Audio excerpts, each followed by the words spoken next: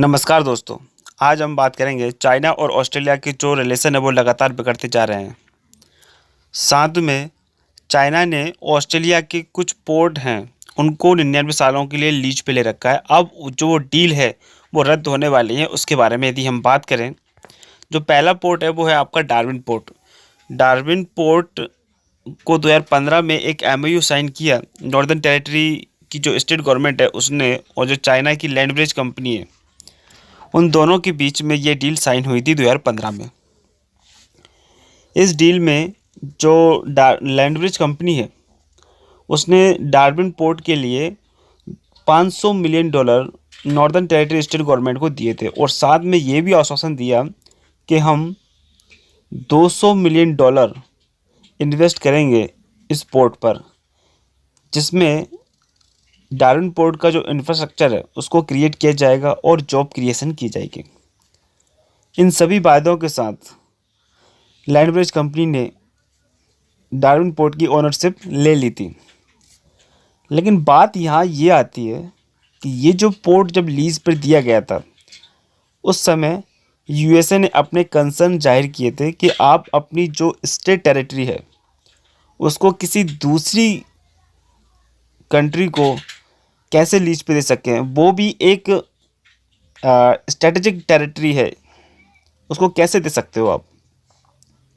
तो उस समय के जो प्रेसिडेंट थे ऑस्ट्रेलिया के, तो उन्होंने ये बात जो ऑस्ट्रेलियन गवर्नमेंट, उन्होंने ये बात जो यूएसए गवर्नमेंट ने बोला था वो नहीं मानी, और चाइना की जो कंपनी है उसको ऑनरशिप और जो वहाँ के, क्योंकि चाइना की जो लैंड ब्रिज कंपनी है उसको 100% ऑनरशिप के साथ में 80% ऑपरेशनल ऑनरशिप भी दे दी थी। यही नहीं, ऑस्ट्रेलिया की जो अन्य स्टेट है न्यूकैसल पोर्ट भी चाइना को लीज पे दे रखा है 98 ईयर के लिए। जो इम्पोर्टेंट स्टेट टेरिटरी है जो कि सिग्निफिकेंट होती है किसी भी कंट्री की डिफेंस सिक्योरिटी को लेकर, इसको भी ताक पे रख दिया स्टेट गवर्नमेंट ने, ऑस्ट्रेलिया की ने। अब यदि हम यहाँ बात करें, यहाँ का जो फेडरल सिस्टम है उसका सबसे बड़ा दोष है इस तरह की जो एमओयू साइन होते हैं किसी अन्य कंट्री के साथ सिर्फ पैसों के लालच में आकर। क्योंकि ऑस्ट्रेलिया के फेडरल सिस्टम में स्टेट गवर्नमेंट को इंडिपेंडेंस दी गई है। उसी का नतीजा है कि ऑस्ट्रेलिया आज इतने बड़े जाल में फंसा हुआ है चाइना का एक ही रीज़न था। यहाँ जगह जगह बहुत सी ऐसी जगह हैं जो ऑस्ट्रेलिया में चाइना ने लीज पे ले रखी है। ये पोर्ट्स की ही बात नहीं है, चाहे एनर्जी सेक्टर देख लीजिए आप, इवन कोल माइनिंग भी देख लीजिए, डेयरी प्रोडक्ट होता है वहाँ का ऑस्ट्रेलिया का, उसको भी उन्होंने लीज पे ले रखा है। और कई ऐसी फॉरेस्ट्री या फिर रियल एस्टेट है जो भी लीज पे ले रखी है।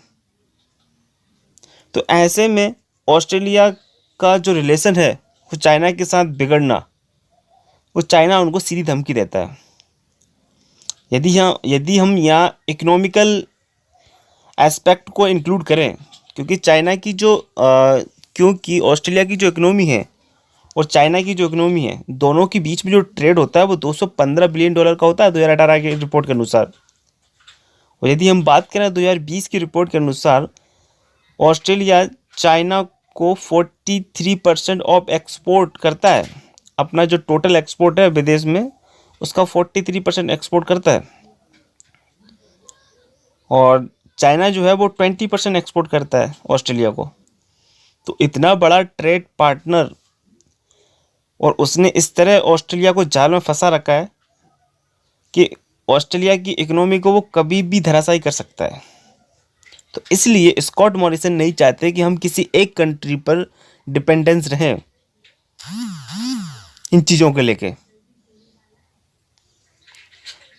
अब यहाँ एक्सपेक्ट आता है आपका क्वाड कंट्री का, क्योंकि जो स्कॉट मॉरिसन गवर्नमेंट है वो प्रो क्वाड कंट्री है।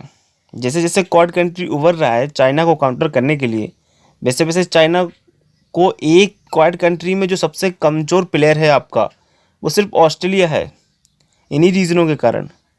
तो चाइना चाहता है कि हम यदि ऑस्ट्रेलिया को एक्सक्लूड कर दें क्वाड कंट्री में से, तो क्वाड कमज़ोर हो जाएगा और वो वर्ल्ड को बता सकता है, देखो ये कुछ नहीं है हमारे आगे, आज हम ही सुपीरियर हैं। लेकिन ये तो बात सही है, ये स्कॉट मॉरिसन अब से पूरी कोशिश करेंगे कि चाइना को एक्सक्लूड किया जाए ऑस्ट्रेलिया से। लेकिन अगली जो गवर्नमेंट आएगी ऑस्ट्रेलिया में, वो किस तरह डिसीजन लेगी इसके ऊपर, वो देखना होगा।